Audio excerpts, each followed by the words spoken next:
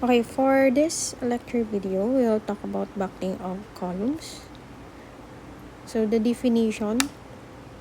So let's start with this introduction. Whenever a member is designed, it is necessary that it satisfy specific strict deflection and stability requirements. To be specific, long slender members subjected to an axial compressive force are called columns, and the lateral deflection that occurs is called buckling. Quite often, the buckling of a column can lead to a sudden and dramatic failure of a structure or mechanism, and as a result, special attention must be given to the design of columns so that they can safely support their intended loadings without buckling. So, yung counterpart po ng bending sa beam natin, di ba ang tawag is yung deflection ng beam natin is bending. Then sa column naman, yung deflection dyan, ang tawag is buckling. Yung mga columns natin, sila yung kilala na nagkikerry ng mga compressive axial force. So, if a compression member is relatively slender, it may deflect laterally and fail by bending, rather than failing by direct compression of the material. When lateral bending occurs, we say that the column has buckled under an increasing axial load. The lateral deflections will increase too, and eventually the column will collapse completely. The maximum axial load that a column can support when it is on the verge of buckling is called the critical load or PCR. So, yung mga slender member po, yung load na in-apply natin dyan, which is the compressive po, ang tendency niya is to buckle pagka masyadong slender. Unlike dun sa mga mabababa or yung tinatawag na stocky member, ang magiging behavior niyan under a certain load po, kung masyadong malaki, hindi siya magbabuckle, kundi magka-crush. So meaning, pag mga stocky member or short length or short span ng column, so walang tendency to na mag-buckle. Kumbaga, ang mode of failure dito is by crushing. To illustrate the fundamental concept of buckling and stability, we will analyze the idealized structure or buckling model. The rigid bars rotate through small angles, theta, and a moment develops in the spring. The direction of this moment is such that it tends to return the structure to its original state, straight position, and therefore it is called a restoring moment. At the same time, however, the tendency of the axial compressive force is to increase the lateral displacement. Thus, these two actions have opposite effects. The restoring moment tends to decrease the displacement, and the axial force tends to increase it. So buckling model natin, yung idealized structure talaga class, is ganito. Dapat, kung magkaroon man tayo ng compressive force, so expected natin na magbabakal siya, lalo na kung mga slender member. Pero sa design natin, nililimit lang natin siya sa elastic region, kung saan kung aalisin natin yung buckling load na yan, babalik siya dun sa straight position niya. The formula for the critical load, so ito yung na-derive from Euler's buckling formula for the critical load, pi squared times E times I over L squared, where yung PCR is the critical or maximum axial load on the column just before it begins to proportional limit. Kaya sinabi na before the proportional limit, meaning under elastic region lang siya. Yung E naman po dyan is the modulus of elasticity for the material. May alam na tayong E. Pag ang material natin is made of steel, yung E natin is equal to 29 1000 KSI kung naka-English unit, pero kung ang given is naka-SI unit, so ang E natin is equal to 200,000 MPa. Yung I naman po dyan, that is the least moment of inertia for the column's cross-sectional area. And the L is the unsupported length of the column whose ends are pin connected. So meaning, dun sa iba't ibang type of support, yung L dito na kinoconsider po is parehong pin support. Okay, so for critical stress, ito galing lang siya dun sa formula ng buckling, Euler's buckling load. So try natin i-derive siya. So from this formula, pi squared times E times I over KL squared. So alam natin may another formula tayo for determining the stress. So yung stress is equal to force over area. So kung mag-divide tayo both sides ng area, yung makukuha natin sa other side is yung sa stress. So kung nag-divide ka, kailangan mo din mag-divide dun sa isang side. So may area dyan. So ito mako-convert to stress. Then yung value natin, so may kukuha tayo another variable, yung tinatawag natin na radius of gyration na equal sa square root of I over the area. Then pwede natin i-rewrite yung radius of gyration as r squared para ma-eliminate yung square root. So by taking the squared po of both sides, so yung r squared natin is equal to I over the area. So kung mapapansin nyo, ito yung I over area natin na isa-substitute sa r squared.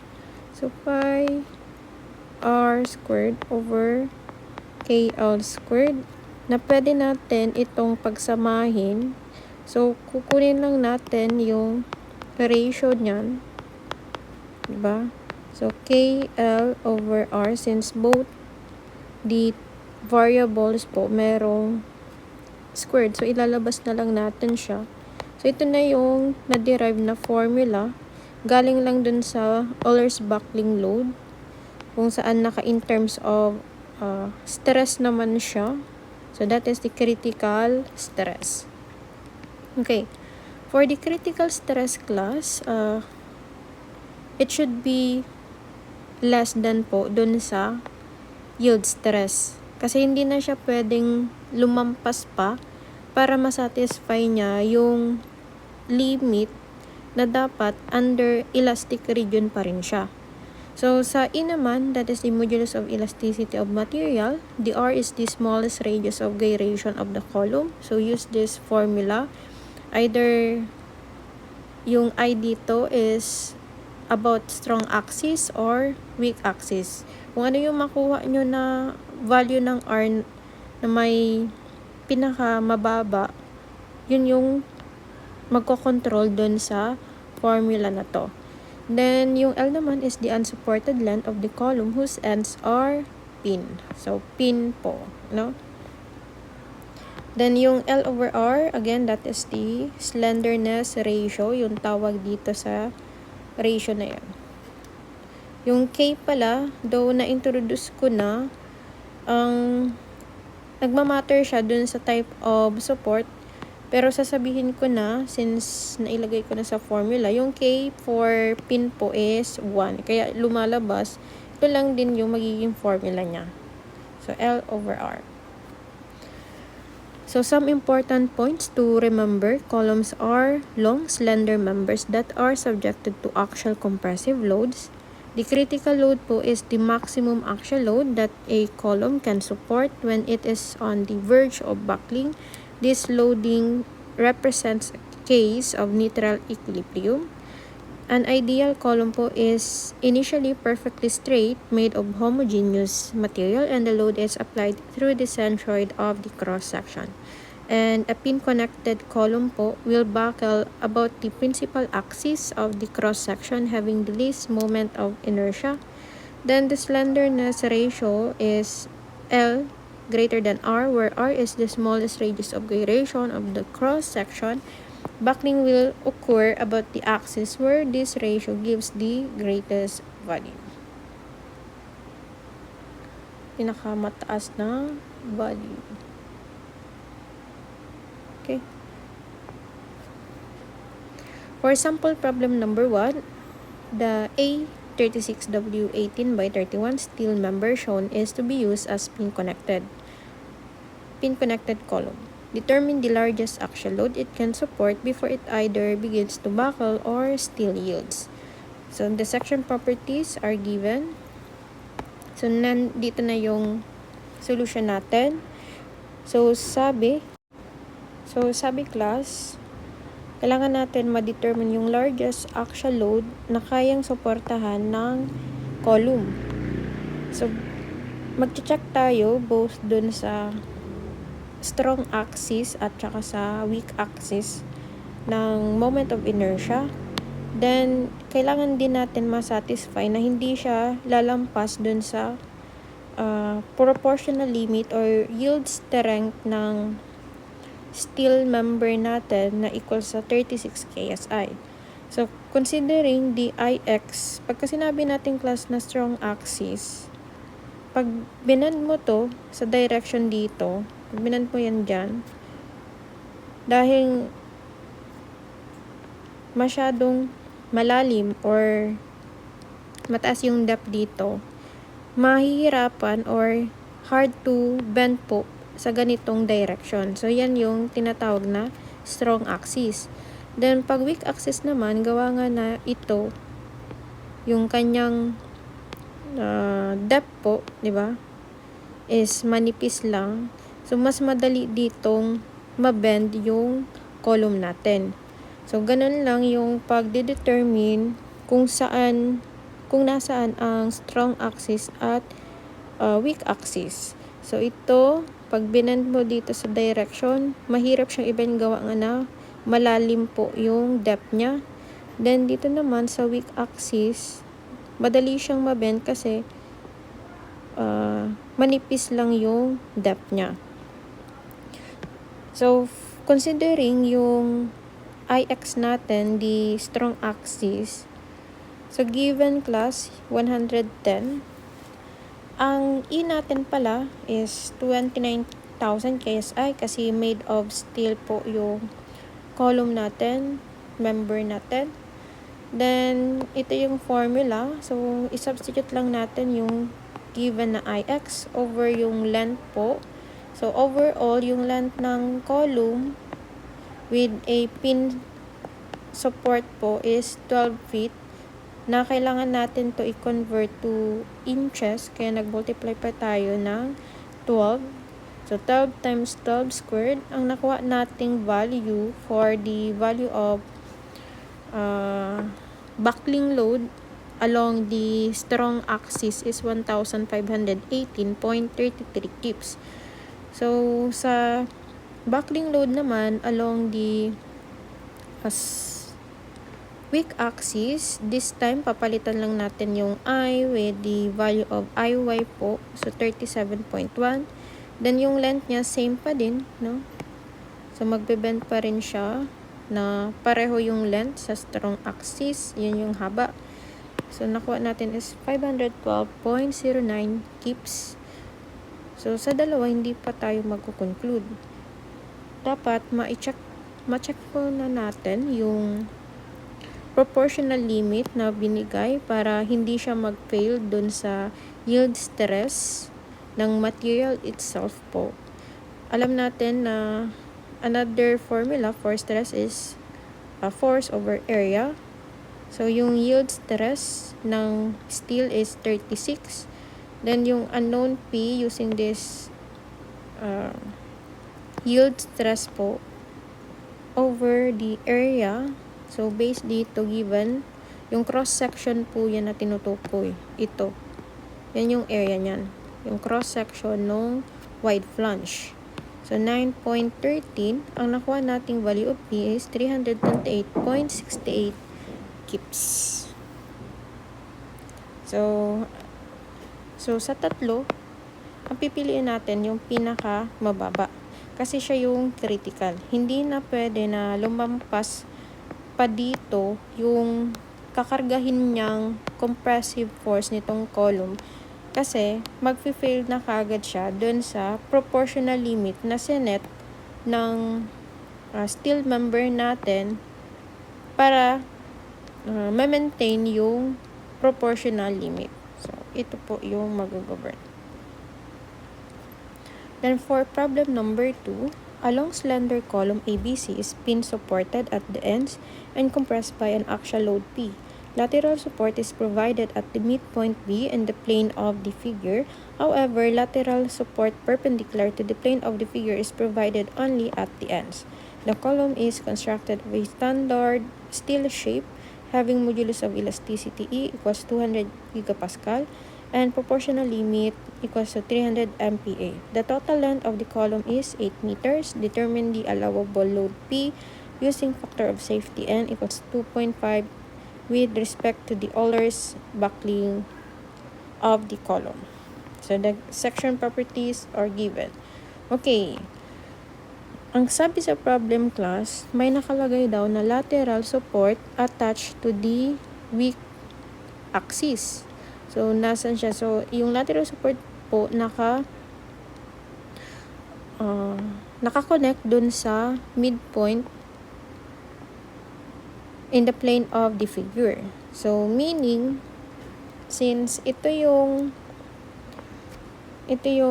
axis ng weak axis po, kadalasan yung mga lateral support, naka-connect talaga yan sa weak axis. Kasi, makakatulong yan para malasan yung excessive deflection. So, instead na mag-deflect yung beam natin in this direction ng malaki, mababawasan po gawa nga nitong lateral support. So, instead na ganyan, isang deflection, so, mangyayari, malilesen siya, magkakaroon ng ganitong deflection. So, yung magiging length between this lateral support and the pin connected po is equal to 4 meters kasi connected siya dun sa midspan ng column. Okay. For this item, may binigay class na safety factor. So, later, i-apply natin yan. So, bago yan, i-check muna natin yung buckling load considering po yung strong axis. So, meron tayong formula, yung value ng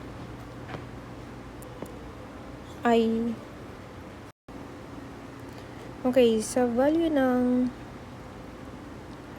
buckling load along the strong axis, so palitan lang natin yung mga values. So, ipa-plug in lang natin. Yung E dyan is 200 gigapascal. So, made of steel siya na naka-kilonewton per mm squared. Then, yung IX natin class or yung strong axis, moment of inertia ng strong axis is naka-centimeter. Kaya nag-multiply tayo ng times 10 para ma-convert siya from centimeter to mm. Then, i-raise to 4 pa natin. Gawa nga na naka-centimeter raised to 4 siya. Then, over the length po. So, kung mapapansin natin sa given, ang nakakabit na lateral support nasa body lang ng weak axis. So, meaning, wala naman nakakabit na lateral support. So, ang i-consider pa rin natin na length po along the strong axis is yung total length. Kasi wala ditong nakakonect na lateral. So, ito pa rin yung length niya kung saan siya magbe-bend. So, 8,000 siya. So, 4 plus 4 is 8,000 mm. Ang nakuha nating buckling load is 943.78 kilonewton. Pagdating naman sa weak axis, this time papalitan lang natin yung I dito ng value ng I sub 2 kasi ito yung sa weak axis po, no? Moment of inertia ng weak axis. Then times 10 raised to 4 para maging mm over yung length. So sa weak axis, may nakakabit na lateral support para makatulong sa excessive or ma-lessen yung excessive bending. Kaya ang magiging length niya na lang is 4,000. So 4,000 mm, no? Ang nakuha natin is 199.86 kN. So dun sa dalawa, dito na tayo pipili kung ano yung kayang i-carrying compressive force nitong column. So pipiliin natin yung maliit kasi dito critical ang section natin. So hindi na pwede na lumampas pa dito yung value ng buckling load kasi pagka lumampas pa dyan, magkakaroon na ng inelastic buckling or meron ng permanent deflection or deformation. Okay? Then for the allowable po na buckling load using the safety factor na 2.5, yung gagawin nyo lang dun sa safety factor, i-divide nyo lang siya dun sa napiling or nag-govern na buckling load. So 199.86 divided 2.5, ito yung nakuha natin, 79.94 kN. Then kailangan natin masatisfy yung proportional limit na hindi dapat lumampas yung critical buckling load sa proportional limit. So either na gamitin nyo yung isang formula na critical, so pi squared times E over KLR squared, or ito is L lang. Pareho lang yung makukuha nating sagot. So try natin kung mag-arrive tayo sa same result na 20.24. So using this formula class, ang nakuha nating critical buckling stress is 20.24 MPa. So less than pa rin siya din sa proportional limit. Ibig sabihin, good pa rin yung design natin. Then kung ito naman yung gagamitin natin, yung critical buckling stress using yung Euler's critical buckling load.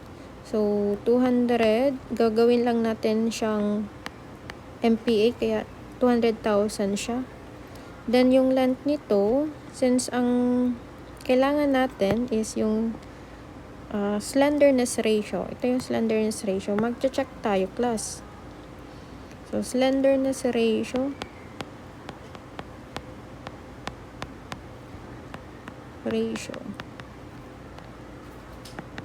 Okay?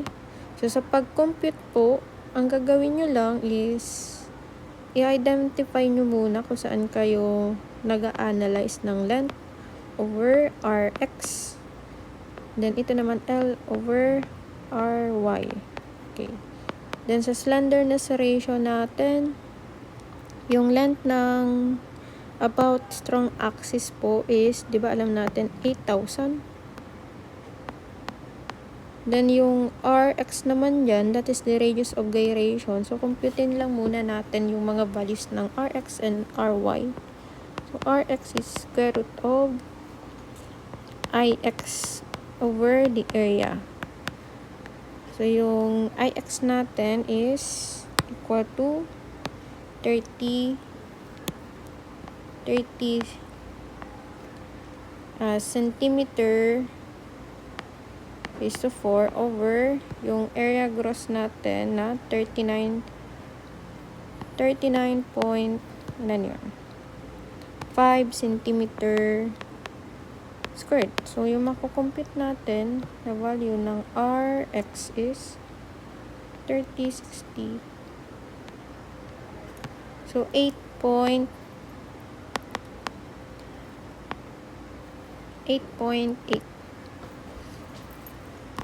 Okay. 8.801.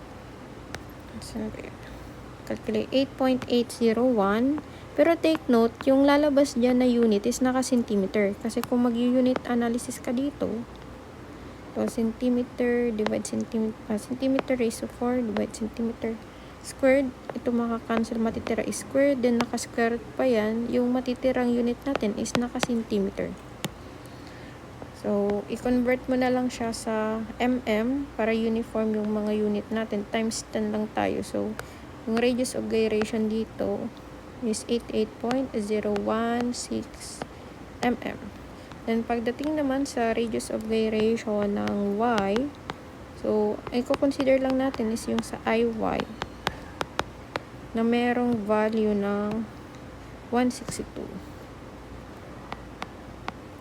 over 39.5. So, yung makukuha natin class is 2.025 cm, pero kailangan natin is naka mm. So, times 10 lang tayo. So, 20.25 mm siya. Then, dito sa slenderness ratio natin, about the strong axis, ang Rx natin is 88.016. So, computing this equation, ang radius of gyration is 90.8989. So, wala po yan unit. Dito naman, okay, so pagdating naman sa slenderness ratio about the weak axis, so yung length natin is equal to 4,000 lang for Ly po, kasi nga nakatulong yung lateral support para ma-lessen yung bending doon. So, 4,000 over yung Ry natin is 20.25. So, kaya siya 4,000 naka-mm po. Pareho ito naka-mm din. So, to compute, so 4,000 over 20.25, ang nakuha nating value is 197.53. So, sabi dun sa concept natin, ang pipiliin natin na slenderness ratio is yung greatest value. So, ito po yung isa-substitute natin. So, 197.53 squared. Then, di ba may safety factor na equal siya sa 2.5. Yung ginagawa lang ng safety factor, dinidivide lang natin siya sa solution. Okay? So, para makompute natin, pi squared over 200,000, pi squared times 200,000 over 197.53 squared. Ang nakuha is 50, pero kailangan natin to i-divide sa 2.5 kasi nga applying the safety factor na 2.5. So, 2.5. So, nakuha natin is 20.236 MPa. So, check natin kung pareho. So, approximately equal lang yung dalawa. So, pwede yung ganitong solution or ganito po. So, equal lang sila. Okay. Next, so let's talk about the columns with different type of loading na aside from the pin connection po. So, we still have the same formula to determine the critical buckling load. But this time, we have here the variable K. So, yan yung magsasabi ng effective length po kung meron tayong ibang type na ng connection. Then, ito naman yung formula ng critical stress. So, i-multiply lang natin yung L sa K. Then, ang tawag dun sa KL over R is the effective slenderness ratio. So, meaning, itong KL is also known as effective length na pwede ding i-represent as a variable LE. Then, ito, ang tawag po dito is the effective slenderness ratio. Pag may mga K na, effective slenderness ratio.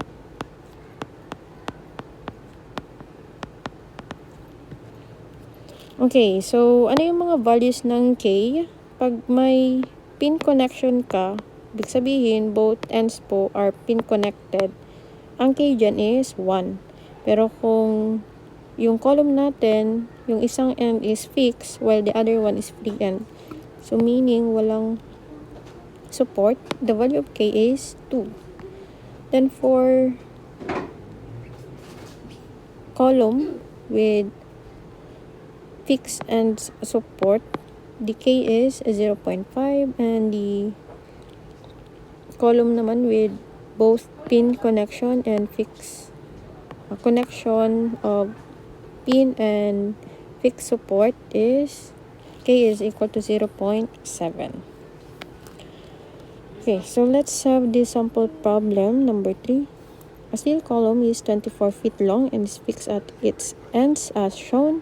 Its load carrying capacity is increased by bracing it about the y-y weak axis using struts that are assumed to be pin connected to its mid-height. Determine the load it can support so that the column does not buckle nor the material exceeds the yield stress. Take E equals to 29,000 KSI and the yield stress equals to 60 KSI.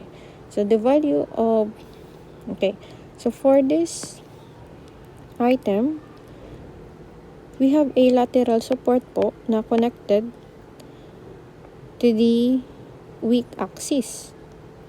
Then, therefore, yung effect ng lateral support, malalasan niya yung buckling. So, ito yung magiging length niya, unsupported length, na 12 feet. So, same lang din dito sa baba, 12 feet. Then, yung sa strong axis naman natin, dito po, sa face na yan, walang nakasupport na lateral.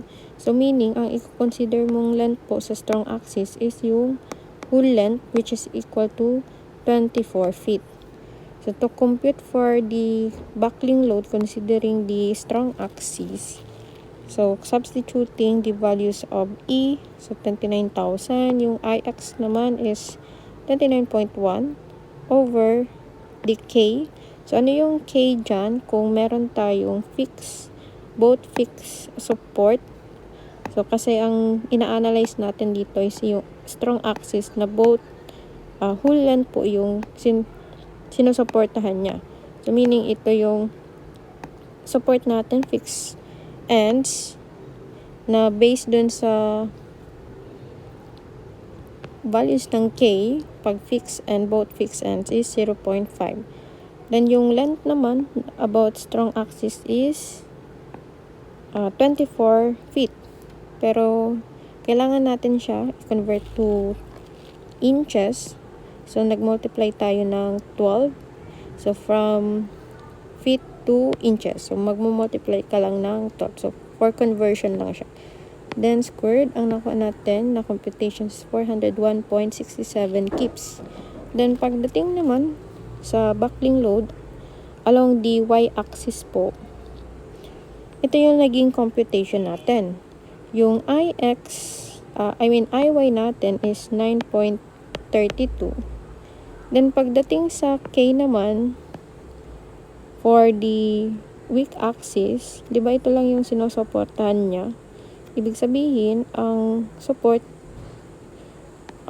natin are fixed and nag-a-act po tong lateral support as pin. So, pag meron tayong fixed and pin, ang K natin is 0.7. Then, yung length naman niya is 12 times the conversion from feet to inches. So, magta-times ka ng 12, then squared. Then, nakuha natin is 262.54 kips. Okay, for this step, we need to pick po which one is to govern. So, pipiliin natin is the lesser value, the 262.54 kips, meaning dito critical yung buckling. So, kaya lang suportahan ng column natin yung ganitong value para hindi siya mag-buckle dun sa y-axis and the x-axis. Then, for the value of the critical stress, so you can use either of the two formulas. Kung gusto nyo is force over area or yung isang formula, so pwede nyo i-check.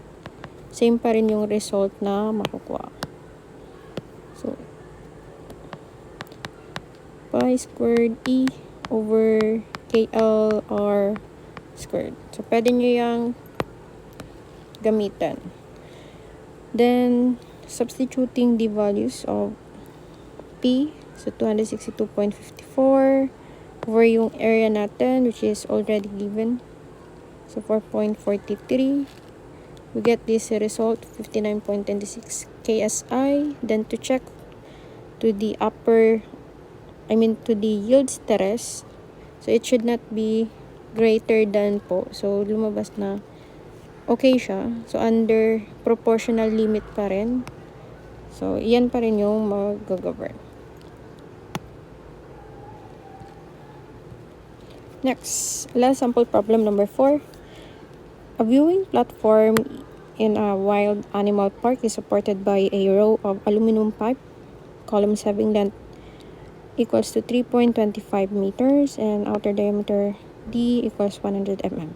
The bases of the columns are set in concrete footings and the tops of the columns are supported laterally by the platform. The columns are being designed to support compressive loads P equals 100 kN. Determine the minimum thickness T of the columns if a factor of safety N is equal to 3 is required with respect to Euler's buckling. For the aluminum, use 72 gigapascal for the modules of elasticity and use 480 megapascal for the proportional limit. Okay, here is our solution.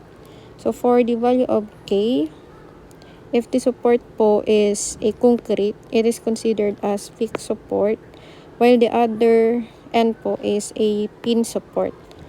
So, pag meron tayong combination ng fixed and pin support, K is 0.7. Then, to check,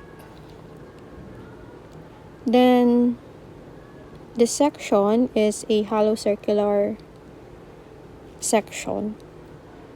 We need to get the value of moment of inertia with this formula. Pi over 64 times the quantity of D raised to 4 minus the inner diameter 4 raised to 4. So we can plug in this to our formula. So we have the value of the design compressive load equals to 100 kilonewton. Then yung E po, since it is made of aluminum, we use 72 gigapascal. So we don't have to convert it since it is already in kilonewton. So to balance out our equation, so dapat pareho yung unit nito sa unit dito. So kilonewton to, ito magiging kilonewton din. Then for our moment of inertia, so plug in the equation to our formula over yung K natin na 0.7, then the length of the column equals to 3.25. So converted na to sa mm, kaya naging 3,250. Then squared. Then take note, class, we need to consider the factor of safety and equals 3. Yung ginagawa lang nito is dinidivide natin siya. So sa Euler's buckling load natin, i-add lang or i-divide lang natin yung factor of safety na 3. So nakuha nating inner diameter equals to 86.31 mm. Then, to solve for the thickness na po, we know that the equivalent length or the diameter, outer diameter is 100. We can equate it to this dimension. So, 2 times the thickness, then plus the inner diameter. So, makukuha natin yung sagot for the thickness. So, using your calculator, we get 6.85 mm. Then, to compute for the critical buckling, okay, so ito hindi to yung tama. For the critical buckling stress, so correction for this item, we need the modulus of elasticity of aluminum equals to 72,000. So, kinonvert natin to 2 megapascal para yung makuha nating sagot for the critical stress equals to megapascal. So, yung makukompute natin,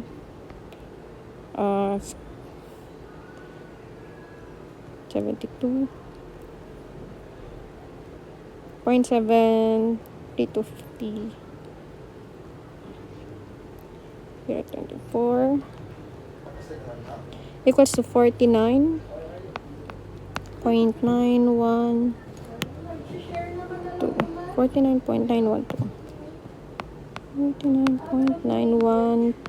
megapascal, or magko-cross check tayo sa another formula where yung kino-consider natin is force over the area. So mag-arrive lang tayo sa same result. So 100 times 1,000. So yan yung design compressive force. Then the area is 200. 2003.223. So yung makukompute,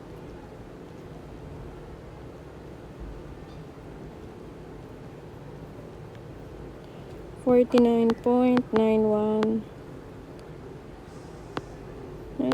So approximately equal pa rin. So yan yung sagot natin for this item. So nasatisfy niya yung proportional limit kasi less than pa rin siya sa 480 ampere. Okay. So that ends our discussion.